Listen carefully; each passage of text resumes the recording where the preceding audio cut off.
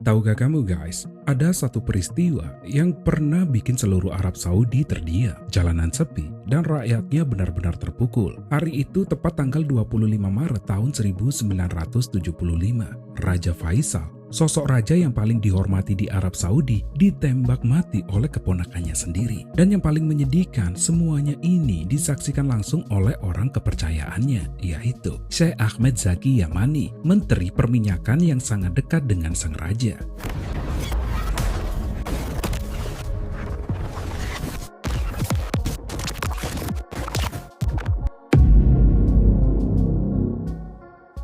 Nah, ceritanya ini datang dari Mai Yamani, yaitu putri si menteri yang dekat dengan raja. Saat itu dia masih berumur 18 tahun. Ia lagi duduk santai di apartemen ayahnya yang penuh dengan buku. Tiba-tiba pintu terbuka dan ayahnya masuk dengan wajah yang gak pernah dia lihat sebelumnya. Ayahnya yang biasanya tenang dan lembut langsung berteriak cuma dengan satu kata, yaitu bencana. Mai kaget dan ternyata benar. Beberapa menit sebelumnya ayahnya baru menyaksikan raja dihabisi dari jarak yang sangat dekat.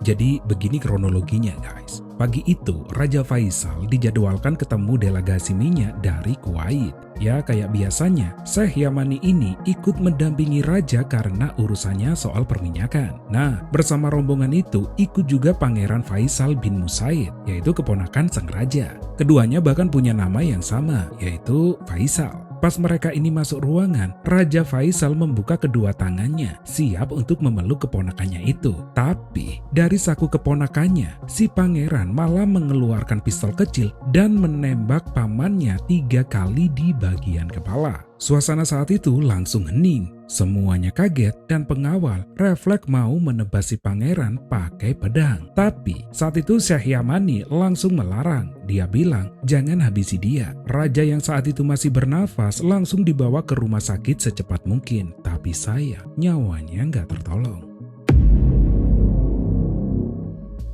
Nah, beberapa jam setelah berita itu menyebar, Riyadh, kota yang biasanya ramai, tiba-tiba jadi benar-benar sunyi. Gak ada yang keluar rumah, semua orang berduka. Sedangkan Pangeran Faisal bin Musaid langsung ditangkap. Yang bikin aneh, katanya dia ini tetap tenang, bahkan setelah menghabisi pamannya sendiri. Setelah diperiksa, dokter bilang dia mengalami gangguan mental guys. Tapi walau begitu, kerajaan tetap menjatuhkan hukuman sesuai hukum syariat Islam. Beberapa bulan kemudian, tepat di bulan Juni tahun 1975, di alun-alun Riyadh, pangeran itu dijatuhi hukuman mati di depan umum. Masalahnya, sampai sekarang gak ada yang tahu pasti apa motif sebenarnya. Ada yang bilang karena balas dendam, katanya kakaknya dulu tewas ditembak pas nyerang stasiun TV yang baru dibangun Raja Faisal. Tapi teori itu gak pernah terbukti. Nah, buat kalian yang belum tahu, Raja Faisal ini bukanlah raja sembarangan guys. Dia adalah sosok reformis yang ngubah wajah Arab Saudi. Dia naik tahta pada tahun 1964 setelah kakaknya yaitu Raja Saud turun dari tahta. Dan di masa pemerintahannya, Raja Faisal ngelakuin banyak hal yang berani banget buat ukuran negara seketat Arab Saudi waktu itu. Dia buka sekolah pertama untuk perempuan, didukung langsung sama istrinya, yaitu Ratu Ifat. Bahkan, anak menteri yang tadi cerita yaitu Mai Yamani adalah salah satu murid pertama sekolah itu. Mai berkata, Raja Faisal meyakinkan ulama bahwa perempuan yang berpendidikan akan jadi ibu yang lebih baik. Tapi ya nggak semua orang suka guys. Kaum konservatif banyak yang marah. Apalagi waktu itu dia buka stasiun TV pertama di Arab Saudi. Dan yang ironis, serangan terhadap stasiun itu dipimpin sama kakak dari pangeran yang kelak menghabisinya. Selain reformasi dalam negeri, Raja Faisal juga dikenal berani di panggung dunia. Waktu Perang Arab Israel tahun 1973, dia ngelakuin hal yang sangat luar biasa, yaitu menggunakan minyak sebagai senjata politik. Arab Saudi dan negara Arab lainnya menghentikan ekspor minyak ke negara yang mendukung Israel. Hasilnya, harga minyak dunia naik gila-gilaan. Negara-negara besar panik dan langkah itu membuat Raja Faisal dinobatkan jadi Man of the Year oleh majalah Time di tahun 1974.